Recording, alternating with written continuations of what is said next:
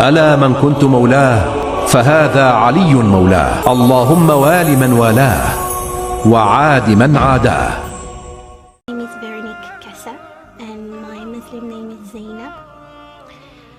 I currently live in Manchester, specifically in Bolton, and I am from originally Democratic Republic of Congo. I was brought up in DRC Congo. I moved in the UK when I was 14 years old. And back home everything was well. I had a loving family, loving home. My parents are devout Christians. You know, they've brought us up knowing God, knowing how to service in church, and we were very busy with that. And we enjoyed going to church very much. I mean, because my mother had some activities to do in church, so she would take us along with her. So we'd end up going to church maybe 5 times a week rather than just 1 time a week. I myself was introduced in the choir. My brother was a altar boy. So was my sister as well. So we were very, very much engaged into church service.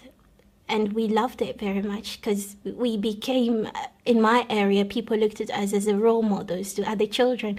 So if a parent had to, tell their child, oh, look at that child, she's not that bad, and, she goes to church, she's always good with her parents, so they will refer to us because we were not perfect, but that good, and we did our best.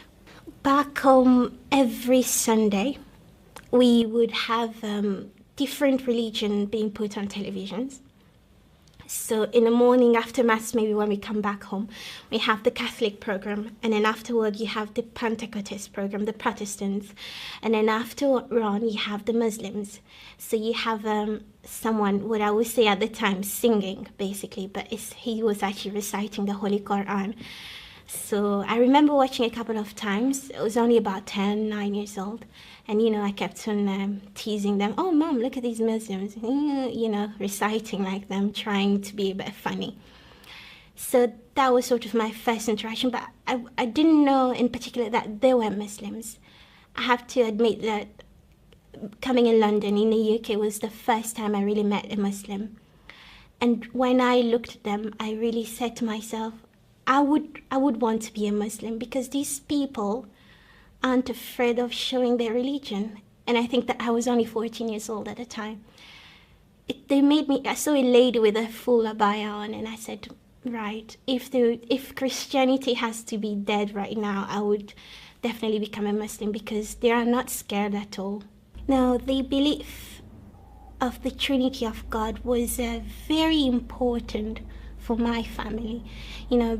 We believed in it and we lived it. My family is, we had a way of life that's not quite stable. It's not stable because, there's fighting or violence, but more like economic situations. So we're not rich, we're not poor, we're not middle class either, but we're surviving. And that in itself, as a family, we believe that that's a miracle. So, this made us strong, and until now, this is who we are. We work hard spiritually to get whatever we get today, and that's including bread, or it's a job, or, knowing people. This is how we work as a family. So to believe in God and the Holy Trinity, as we call it, yes, it was very important. We believed in, for example, I was born on a Pentecost day. It's the day that in the Catholic tradition, when the Holy Spirit descended on the apostle of Jesus, when Jesus ascended to heaven. And so, as I was born that day, I am referred to as a person who's wise, and if I had seek anything to the Holy Spirit, he would provide it for me. And that's anything with guidance or intelligence at school or any struggle I was facing. I've been told by my parents, look, you have a same patron, that's the Holy Spirit, and therefore you have to refer to him as all the time to seek strength, whatever you wanted. And also my name, Veronica, which refers to Veronica, the lady in a Christian tradition who wiped the face of Jesus on the way to Golgotha. Again, my parents has taught me to refer to her and she's my role model. So in my life, I have to be there caring for people. And, we had a picture of Jesus as also at home. So because we see Friday is the day that Jesus died, I was sort of made a small commitment with myself to wipe that picture all the time and to seek anything I wanted. So yeah, it was very much involved into send, into belief of God, and seeking intercession, because that's the best way of getting whatever you wanted. So as well as seeing the ladies in the road walking with a full hijab and full abaya on, I really appreciated them, but it wasn't secret. And I also had friends at school who were Muslims. I had one from Kenya, Somalia, one that was lots of them. So we're very close. And some of them were very funny with the hijab, but I would get angry at them because I would say, well, why are you not wearing it properly, or why are you not wearing it now? Why do you take it off all the time? You wear it here, then you take it off at PE. And then they were really not like, oh, you're boring. But for me, it did hurt me because growing up, I knew what it meant to take a decision. This is what my parents had taught me, and this is what the church has taught you. If you make a decision, you have to stick to it. So for me, seeing, my friends taking off their hijab sometimes and putting it on was quite disappointing. It was disappointing, and I was wondering, put it on, you have to respect it, although I didn't know much about it. As I said in the beginning, I was very much in the belief of God. And moving here also had an impact in me. It was just not about not being active within the church, but it was also, I felt very distant from God. As a personal reflection, I felt really distant because, I wanted to be better and I wanted to do better, partly because the lifestyle of here had an impact on me. It's not really that I was a bad child, but then, I became a teenager. During sixth form, I started working. I was holding some money. I was doing anything that an 18-year-old and a 17-year-old would do, and it was very nice. However, every time I did go out with my friends or come back late at night time, it will hurt me and feel maybe I shouldn't have done that, and I would go and pray and say, sorry, God, I didn't do right things, but help me because I'm weak, and I don't know how to go about it. I think at that time I kind of lost direction and focus in life. I had grown up believing that servicing God, because actually my mother so wished that I would become a nun, or my brother became a priest. One of us followed a certain vocation within the church. So because I already felt like I didn't want to be that, I felt like I already betrayed God in a way, because servicing within the church is about sacrificing your own life. Removing yourself from the normal or usual life and being in church and being focused with that. And because I didn't really want to have that life, but I still wanted to serve God. So I felt like I betrayed God. I'm not serving him properly because I'm not, covering or in the nun vocation or in a convent or in a seminary or something like that. So I felt quite betrayal. However, I tried my best, to pray all the time, to attend masses. Partly this feeling that I was distant from God became quite hard to bear, and it was quite big. So I took more commitment, whether it was reading the Bible, whether it's praying in the night time, anything. I didn't really speak to anybody about it. So within these years of search within the self, just reading and learning within the church, I came across a Hare Krishna devotee. And in this particular time, I was during my second year at university. I came across a Hare Krishna devotee, I think in the summer before I went on the second year at university. And, he was talking about karma and, the power of karma, and we ended up meeting in a job interview where we had to go for street fundraising. And the manager was telling us that you shouldn't run away with the bucket, because then if you did run away with the bucket, this will happen to you afterwards. So, it's a bit like karma, cause and effect. You do bad, you get the result of your bad actions. And then he approached me and said, "Oh, sister, you want to... I'm a Hare Krishna devotee. I've got a few books that explains this theory or concept, if you like." I said, "Yes, I've come across about it because my dad also sort of believes in karma, although he's a Christian, but he believes in these concepts." So I said, "Yes, I'm quite familiar to it because we have this sort of talks with my dad." So then he gave me a book that I would say at the time really answered all my questions. It was focused. It answered any question about the life after, when you're going to die, what is the world, you shouldn't do bad, you shouldn't drink, you shouldn't do anything that's inappropriate, and you should be a vegetarian, all these kind of things. So I was happy with the book and completely astonished. And I said to him, "You know what, I need another book that tells me what to do in order to be God's consciousness, because this is what Hare Krishna taught." So straight on he gave me another book. I read it and I said, "Right, I want to start attending your lectures." And I loved the lectures. I went on into the lectures. It was completely different from church, because in church when you turn up, you sit down and you listen to the sermons. You stand up, you recite the creed, you sing, and then you have your communion, and then you go. But this one, we sat on the floor, and the lecturer, who was just there preaching, and most of the people that were there had little booklets and making notes. So this environment within itself, I really admired, and it was a learning journey for me, and I really liked it.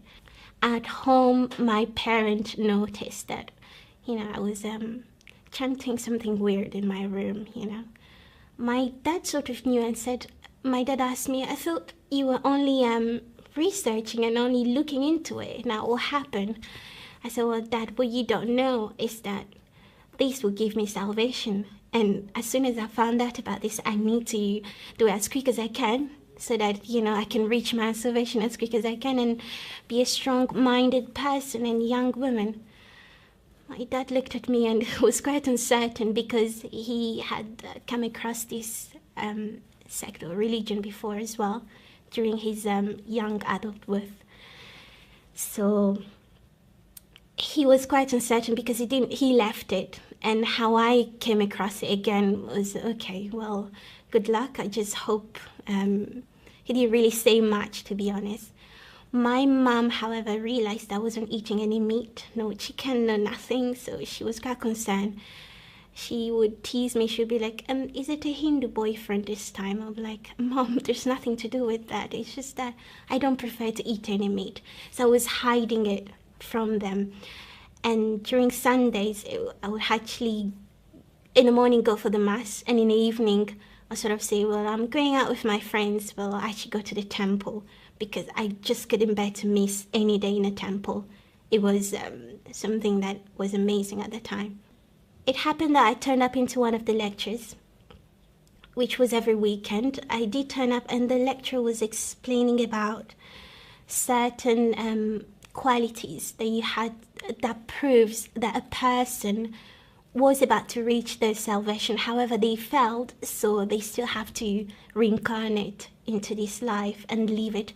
And hopefully, if they manage to tick all boxes, they would hopefully go to heaven and meet their Lord, the Godhead. However, from this moment, I started questioning everything. I started questioning, well, my race, first of all, from what he had said at the time.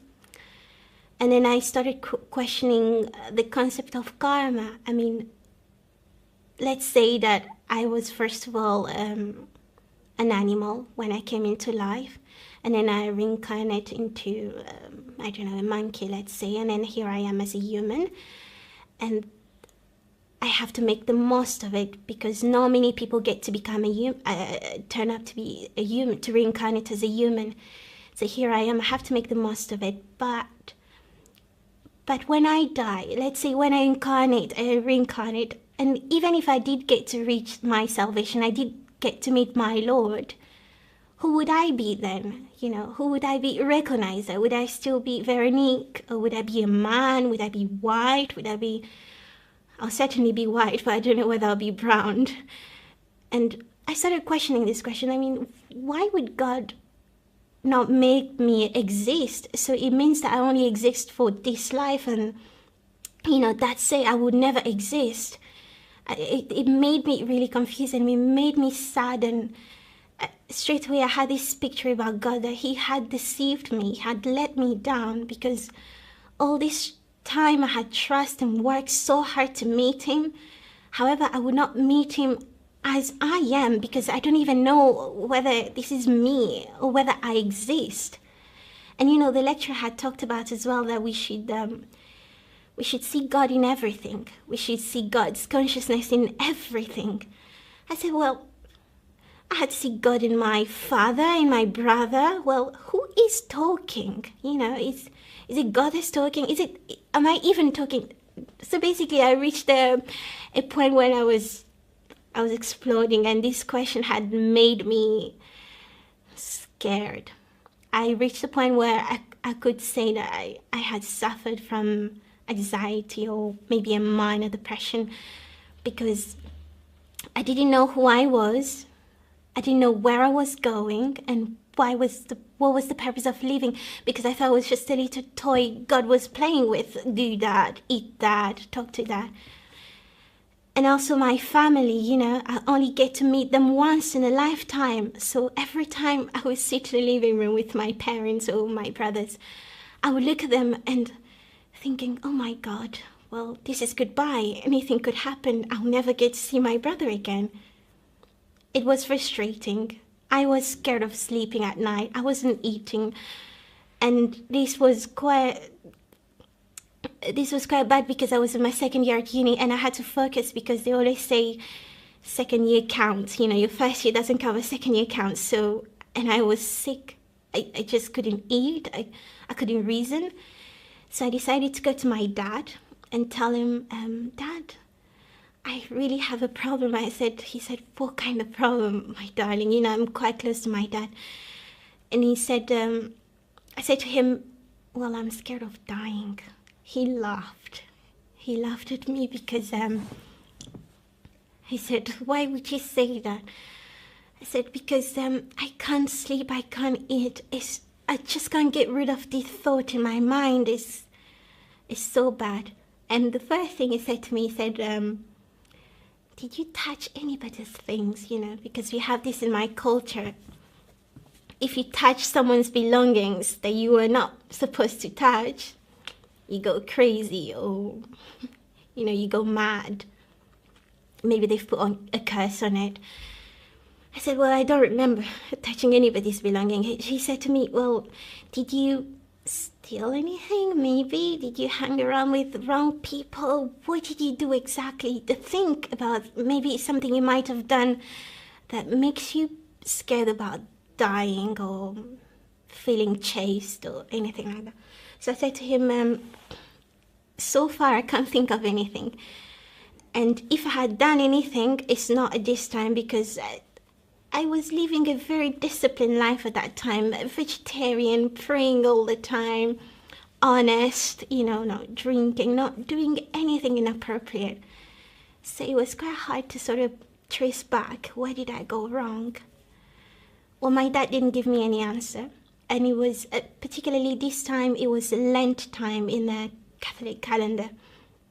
So it's a big time as well to repent, and to fast, to pray, to seek forgiveness. So I said, okay, my dad didn't give me any solution, so I left him. I was scared to tell people about how I felt, because the moment you tell another person that you're scared of dying, they are themselves scared of dying, so I don't think they really want to talk about this subject. So I found myself really lonely and Whenever you approach someone, they would just laugh at you. So I went back to the Bible. I said, okay, from now on, I'm going to read the Bible. I started reading the Bible back on again. I found comfort in reading the Bible so much that I couldn't stop. And this was the only way that I would not think about dying. So I was on the Bible night, and anytime that it was a spare time, Bible open with me. And I also had the rosary, because we normally make rosary, we pray through Virgin Mary. So I would do that during the bus, when I'm traveling, at home, anytime, just to keep my mind busy and not to think about it, because I had no help whatsoever. And it was 2 days before Easter. We went to church, we went for confession, and I went to the priest, and I did my confession. I remember I still didn't tell him about my religion thought, changing another religion, but I did tell him a few other stuff. I said, look, and I'm scared about death, I'm scared about dying. He said, well, go and recite this, do that, you'll be fine. So I went out, I did it, but it didn't really work. I had to keep on reading my Bible and any religious book I'd found I'd come across with. I tried speaking to my mom, but I didn't really tell her that, I was scared of dying. I told her instead, Mom, Lent is having a really strong effect on me. She said, really? In what way? I said, well, because Jesus is suffering in this time.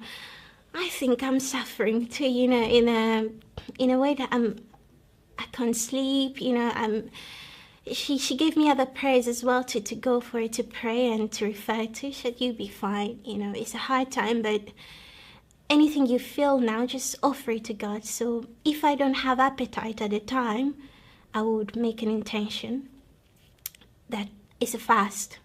As soon as I make an intention that it's a fast, I feel hungry and straight away I want to eat. So my appetite comes back. I said, okay, this is working. And whenever I think bad, I think about seeing myself dying or whatever, I'll straight away think of Jesus, and straight away things will come back calm. So these few techniques did help me. And Easter came up. We celebrated Easter. A couple of weeks after, I felt better. So during my 3rd year at university, it was the time that I had met Muslims very much, lived with them as well. I was sharing a flat with a friend who was a Muslim and Shia at the time. And so we lived together. I started noticing, in the bathroom you'll find a bottle of water, a bottle of milk, all these kind of things. Like, why is she having a bottle of milk in the bathroom? I didn't ask. And then halal, halal food. Okay. Well, I didn't really have any problem with Muslims because my friend at schools were Muslims. Now the problem was I was living with one, and we're best friends. It's nice, and I started asking, why is it that you have a bottle in the bathroom? And she said, because we wash, after. And I was like, okay. I went back to my dad. I said, Dad, did you know that Muslims wash? They have bottles in the bathroom. He said, my dad will go. It's actually right, because my dad lived in Morocco. He went to study in Morocco, I think in 1995, for a year or two. So he knew these principles. He said, well, they're actually right, because, it's better and you're much cleaner. And, my friend was trying to bring me into the concept of purity, basically purifying yourself with water. I was like, oh, well, I don't think that's purity, because purity in Catholicism, you have to go for confession, and to reach purity is a long way. You need maybe to serve God again, be a priest, or make special prayers, special sacrifices, because of purity. You don't just reach it with water. But I did quite get what she meant, so I said, okay, that's fine. And then she said, you should try sometimes. I said, well, I'll see. And then the halal food, why is it that you eat halal food, trying to explain it to me. You have to eat food that's been blessed before it's eaten. Well, I said, well, that's okay then. Well, it's already given to us by God, so why is it that we have to bless it again, pray for it again before we kill it or before we eat it. So, you know, actually, she didn't really give me an exact answer, so I actually went on researching this by myself. And, you know, I found that we should seek the mercy of God in everything that we do. But still, I didn't really eat any meat anyway, so she ate her stuff. It took me time to get back into the meat and like chicken stuff and eating dairy product. It took me quite a long time. And so she also tried to introduce me to Surah Al-Maryam, which talks about Lady Virgin Mary, because she knew I was quite close to Virgin Mary and doing my rosary as well. And the story of Jesus, you know, how the Holy Quran says that he wasn't dead. However, we made it seem that, you know, he was crucified. Still, it didn't really click on, because I said to her, look, if I tell you my story, you will be sad. I changed the religion in the past and it turned out really bad. So I really respect what you say, but I'm not interested, because really I don't want to make God angry. You don't know what's going to happen to me next. And she said, well, you know, this is not making God angry. I'm just explaining to you that we have certain points that match within Islam and Christianity. And to be honest, I didn't really know about any of this. However, she caught my attention with the Arrival series. It talks about, you know, the conspiracy theory. Because I was an international relations student at the time, you know, you're doing politics. We didn't really believe in the conspiracy theory. However, you need to know about it, you know, for the sake of argument and debate. Oh, look at these people who believe in evil in the world and evil controlling the society. So the part that she was watching was the part of Muslims or Arabs or Middle Eastern Muslims in Guantanamo Bay, you know, in prison, being beaten, being tortured. So I was doing, I think, a paper on Guantanamo Bay as well, because I think I was doing a module on terrorism or something. So when I did see these pictures, it really struck me, and suddenly it made me feel that this could have been her, this could have been one of her brothers. You know, I sympathized with her and I said, well, this is what she could have gone through. You know, it made me sad, and I said, well, what's this program? She laughed, she said, well, I've been trying to get you across this series for a while now. I said, well, just show me what it is. It was the Arrival series. So I took it, I started watching and, you know, the conspiracy theory, how the society is working. And then there's an episode that talks about different types of religion and how religion in the past decade has been infiltrated by evil, basically, or by people who have material objectives. Started watching into that, and Christianity appeared to be one of them in terms of our belief to the Holy Trinity. So it was okay. And our belief in the Holy Trinity, basically it isn't true, and that God is one and God does not give birth to anybody. And God hasn't got a son. There's not three gods. For me personally, it was hard. I had an argument with her. I said, we don't believe that God is three. We believe that God is one within three. It didn't make sense for her. Well, and we say that God doesn't give birth. It's a mystery. However, this is his son because he has to save the world. And we sort of had this discussion. She said to me, well, think about it. You know, does your God need any help? He has created the whole universe. Why would he need help? And if he needed help and died on a cross for your sins, then I think in a way he has failed, because until now you're still sinning and there's still a lot of wrong in the world, and you know, that makes it a failure because he's meant to be powerful, and you know, we're having these sensitive discussions. And I was like, anyways, you know what? I'm not really interested. You know, you say you don't believe in mysteries. I believe in mysteries and miracles. So this is my belief. So it doesn't matter what you believe. This is what I believe. And still we need Jesus as a mercy for us.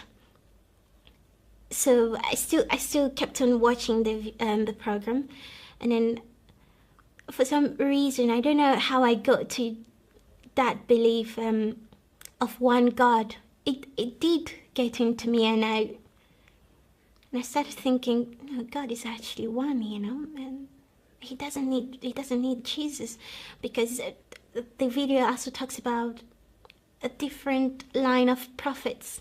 So from Prophet Abraham to Prophet Jesus. So what I understood was that it is a line, a succession of every prophet, and the only message they're bringing is that we should listen to God and obey him, and believe in him. And this became stronger because I asked my friend to talk about, tell me a story, tell me anything you know about Islam. So she would tell me, there's a hereafter. Once we die, we go to heaven. And in heaven, there's a lot of beautiful things. It's beauty and beauty. It's amazing. You get everything you want in heaven. You meet your Lord. I said, okay, hold on. Would your God know me? Would your God know me? And she said, of course my God knows you. I mean, does he know me now? She said, yeah, well, he knows you now. And would he know me then? She said, oh, of course he would know you then as well. I said, okay, would your God call me on my name? Would he call me? I said, of course my God will call you Veronique, because he knows you. I think at that time she had noticed that I was very lost, I had no sense at all. I still believed in God during my time of stress, because I believed in a creation. I believed that he had created anything. And if I had an escape through my anxiety, through my difficulties, it would only be through him. Anyway, I don't have a choice, although I think he's deceived me earlier on. But I still don't have a choice. I still have to hang on into him. And that's why during my most difficult time in my life, I still did read the Bible, and I still believed in him, because I believed it's the only solution I had. And my friend had told me that, God knows you, God knows your name. That was the happiest day of my life. From that time, I stopped going to church. I said, great, I don't have to go to church every Sunday anymore. I can just stop feeling guilty, because at uni I wasn't going very much to church anymore, because I had to go to a library, And then I was like, great. And she looked at me, she said, oh, if you only knew what you're going into. Well, I didn't tell her that I would convert as a Muslim, but I think she sort of did already started to understand.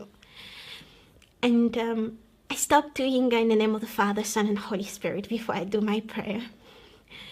So I would stand facing the Qibla, the Kaaba, sorry, and then talk to the God of Abraham, because I believe in Prophet Abraham, and she told me that this is the God of Abraham. So I would go there and stand up, maybe genuflect, then just say, God of Abraham, thanks for waking me up in the morning, this kind of short prayer. And I started, throughout the research, I didn't have much time to read any book such, any Islamic books, neither the Holy Quran. And I think at that time, if I was given the Holy Quran, I would reject it. Maybe just because of my past experiences, I would not take it. Because again, maybe it's another brainwashing book, you never know. So I went on praying. I think once I did a prayer to Prophet Muhammad, I think I was saying, Muhammad, apparently you come after Jesus, this short prayer. If you truly come after him, help me, and which way should I take? Help me and to decide whether I have to actually become a Muslim, because now I knew that there's only one God, and from the belief that I would meet him and he knows me, So I said, that's it. I don't need to do anything else anymore. I just have to pray to that one God. But however, I had the question then, why wouldn't I become a Muslim? And my friend was like, you just need to think about, first of all, what reasons makes you a Christian. Then maybe these reasons, would lead you into asking why you would need to become a Muslim if you had to. So whilst writing my dissertation, very busy at the time, I started going on YouTube, typing, Muslim reverts, trying to know other people's reasons. What are they? And I was also listening to few, because she was a Shia, and I was also listening to few lectures about Imam Ali alayhi salam, and mainly from the Sunnah's point of view. There will be a lecture. I think the one that I did actually, the one that struck me was 10 reasons why Imam Ali alayhi salam shouldn't be the Imam after the Prophet sallallahu alayhi wa sallam. I had listened to that one, and I'll go back with the argument, oh, look at what these people are saying about, your Imam, and because she was very passionate about me getting the wrong information, and, and passionate about, not passionate as such as a fanatic, but passionate because she knew the truth, and she knew what exactly the truth was, and that was a Shia path, and she was concerned that, maybe throughout my research I will fall off and go to the other side. So I would tell her about, oh, look at what I've listened to, Imam. Oh, she said, that's not true. I'm trying to understand her desires about, making sure that she is a Shia. What's driving her. At the same time, trying to find the reasons why I should convert. So I kept on watching few reverts video, people who are telling their stories, opening the Holy Quran. Everybody's telling different stories. Most of them were quite similar with the one I had previously, because I'd changed a religion before that. And I said, well, I did that one before. I did open the Holy Quran. Well, I did open the Bhagavad Gita. I'm not going to try and open the Holy Quran this time. Some people put candles, different reasons. So I woke up a morning, I think it was a Saturday. It was during the summertime, actually. I had finished my dissertation at the time, and I made it first class. So I was very happy, because it was such a hard, difficult year. It became about, in my mind, it became about I should give back something to God, for giving me what I have. So I have a lot of things going on this time. Now, the only paper I was writing at the time was, I think, a research paper that I was writing. So I went to the library. I doing my work as usual, turn on YouTube as usual, listening to converts, and I came across a young lady who was an English young lady, and she had converted during university. So she was doing a little program, I think, with the BBC, just showing how she had converted. She converted at university. They gave her from reading books, and holiday came up. She had to go back to her parents in a small village where she lived. The camera followed her up in the village where she lived. She sort of said, well, I'm not very much welcome. I'm the only Muslim here. However, I am happy to be Muslim. She was brave. Once I looked at her, the video I watched, I said, what am I waiting for? She lives in a tiny village. She is European. She's English. And she's a white of race. And I live in London. Not that my parents would mind if I change a religion, because I've already changed one before. And London is such a urbanized place to live, and I don't think there's a lot of Muslims here. What am I waiting for? And I already know so much, just like she knows. My Shia friend returned home, and she was actually making wudu to prepare for her prayer. I said to her, you know what? I think I want to become a Muslim. Once I said this, I straight away turned my back and head into my room because I said, I've said it now, so I need to just go and rest and, relax. And she stopped me. She said, where are you going? We can just do it now. We can do your shahada. I said, we have to go to the mosque, right? We have to go to the mosque, It has to be during the day. It has to be formal because this is how I thought. This is how we do any ceremony in church, whether you have to get your Holy Communion or be baptized. You need to be in church, maybe dressed in white with witnesses. She said, no, I'll help you, we'll do it here. So it was right then that evening then I did take my shahadat and repeating after her. SubhanAllah, it was an amazing day. But the most amazing day was the next day because I had to put on my hijab for the first time. And it was the hottest day ever. And that was the day I had to put my hijab. She helped me. And she went through few rules. Said, look, Veronique, you have to know that it's not everybody that likes the Muslims. Okay, and it's not everyone that's happy for you, okay? So when you're crossing the road, be a bit more careful. When you meeting people, be a bit more careful. This sort of not restriction, but just rules that would really help me. And she said, no, everybody's a Shia as well, At the time, I didn't really know how to pray as well, so it didn't really matter. I came out in the street. I was walking with my hijab. It was at King's Cross. My university was Westminster University, so I was walking because I lived in King's Cross at the time. I walked, people looked at me. Some people smiled, some people gave me looks. I said, well, I'm already ready, I've been taught. I went to university. The security guards in my building, they opened the door for me.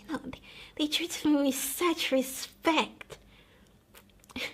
All the way, I spent about a few more days just going to the library, and every time I did go, these security guards would just open the gate for me and treat me with such respect you would not believe. However, I also met other African girls that would look at me thinking, what the hell, And I think 2 days after, I was walking in the library and I met my school friend, Fatima. She's actually from Somalia. We were in the same secondary school. She saw me. She said, Veronique, what's happened? She was shocked. She said, is that you? I said, well, it's me. She was going to Westminster University. However, she was doing a health course, so she was doing it in another campus. Because I was doing politics, I was in Regent campus. She saw me, she couldn't believe it. She took her phone, she made calls to all her friends. She said to me, you will not believe who I've just met. I've met Veronique and she's wearing a hijab. She's a Muslim now.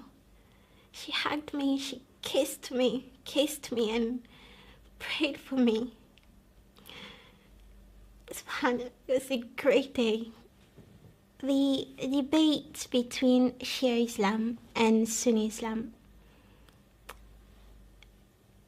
reminds me of the debate between Catholicism and newborn churches, other religious sects. Because in Catholicism we believe in Virgin Mary, not as God, but we commemorate her very much. However, you have other Christian sects that say that there's no need of seeking her intercession.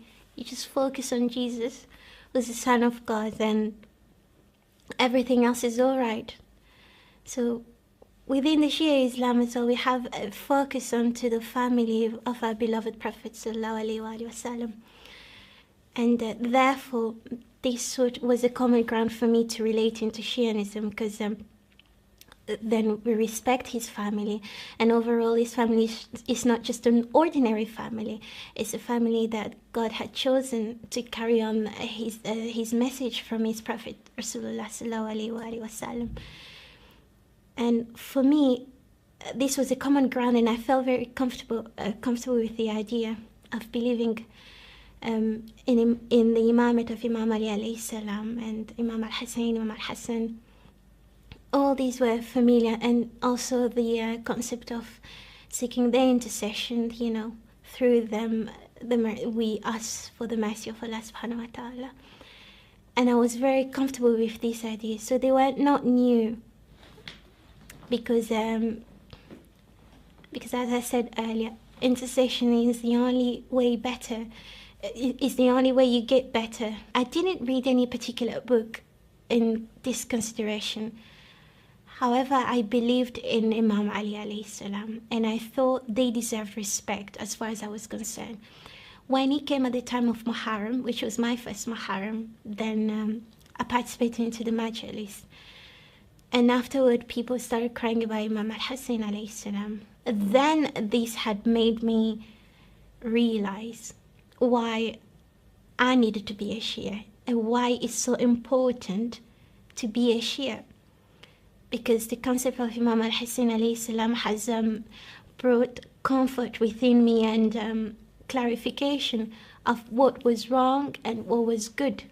And with Imam al-Hussein, I saw that light, you know, I saw that you needed to be in his camp, and you need to stay on that camp in this life and in the hereafter in order to succeed. For me, that was the importance of being a Shia. We do have role models such as Imam al-Hussein, and we have to refer to them in order to be better Muslims.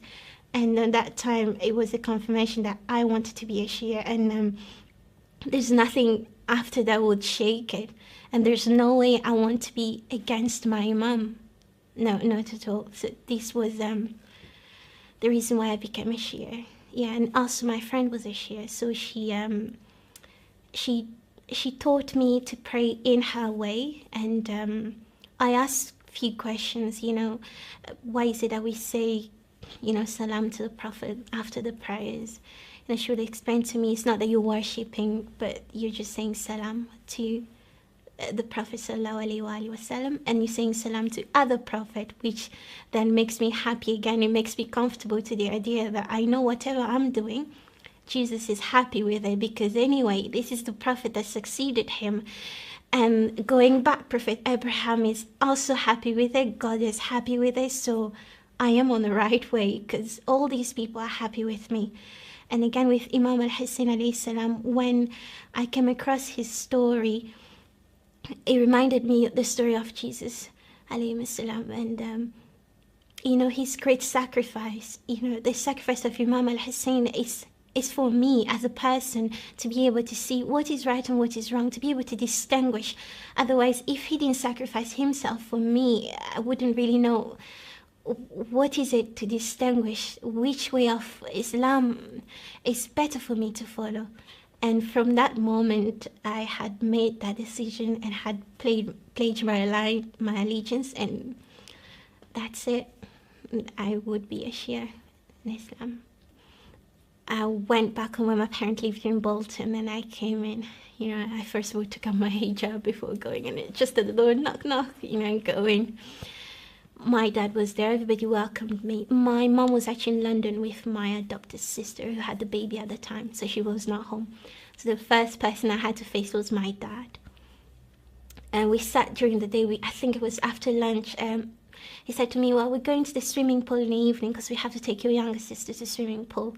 I said, okay, that's good, I'm happy with that. I'm happy with looking around as well. And then I said to him, Dad, it's just that when we go to the swimming pool, I'm going to have to wear a scarf. He said, well, that's not a problem. You can just wear your scarf.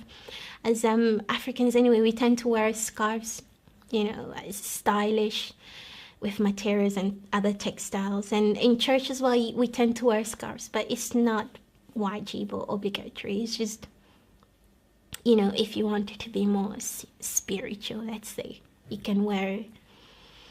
So my dad didn't mind. I said, okay.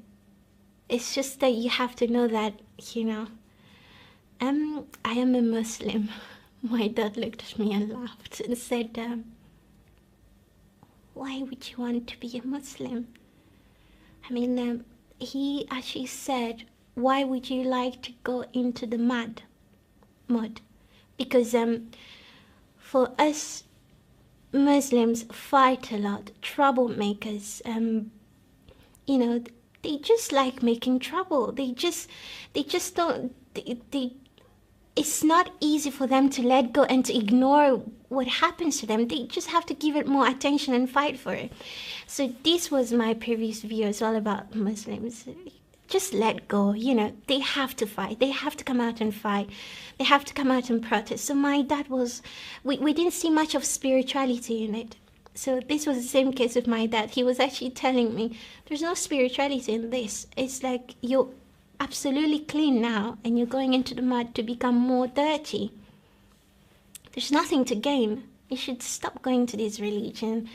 And she straight away went into, you know, Muslim men abusing their women, all these misconceptions that we have about Muslim. He just bombarded it to me. I said, well, Dad, I'm sorry, because I actually made my decisions. He tried, you know, to convince me elsewhere, and we ended up going to the swimming pool. So I was wearing my hijab. My dad looked at me and said, you should leave this stuff for the winter time. You know, you can cover in the winter time because it's cold. It's a bright, hot summer day. Why would you cover yourself up? And had a long sleeve jacket and everything. We managed to go to the swimming pool. We came back. My mother came back from London and had met me. They were not very, very happy. I tried to address them with the idea, but no, my dad had experience in Morocco, which I don't think was very happy with. He said, well, Muslims are very dangerous. In Morocco, you have some Muslims with knives, and so he had experienced that. So they tried approaching me in this way. It ended up being that I had to make a decision of whether to stay a Muslim or to stay with my family. To stay with my family culture, as they referred to it. Well, I said, I'm not leaving my culture. It's just that I'm following, you know, a one God religion. And this is not the religion of anybody. It's not a religion of a fight as you think. It's the religion of, it's the God of Abraham that we believe in, and we have to follow what he said, you know, through Prophet Muhammad sallallahu alaihi wasallam. And it got to the point I had to leave home. It's not because necessarily my parents were very bad with me. Instead, they wanted to keep me around them because they thought any moment I would just go out there, it means that I become more of a Muslim. So they wanted to keep me around. However, I thought of moving out, and I did move out eventually. And for me, it's been better because I've learned more, and I've practiced my religion in peace. I've done more amal, whether it is to, you know, to try and do more research. This has really helped me. And obviously the halal and you know, haram and mustahab, all this I had to learn them, and how to, you know, Islamically cook, Islamically dress. I had to move on to my own flat, and it's been beneficial until now, and subhanallah, I'm very grateful to Allah subhanahu wa ta'ala. My ambition for the future would be to be able to help other people, to be able to plan for projects that will help empower other people, whether it is reverts, whether it is women in Africa or anywhere in the world. Because I think we tend to forget that, you know, God is there for us. God knows us. Allah knows everything, and He's looking out for us. And this is how I felt. You can feel like that whether you're not certain. You're just facing a situation. It doesn't have to be a spiritual struggle. It could be economic, problems. It could be job-wise, it could be marriage-wise. However, we still need to be reassured that Allah knows us and is watching over us.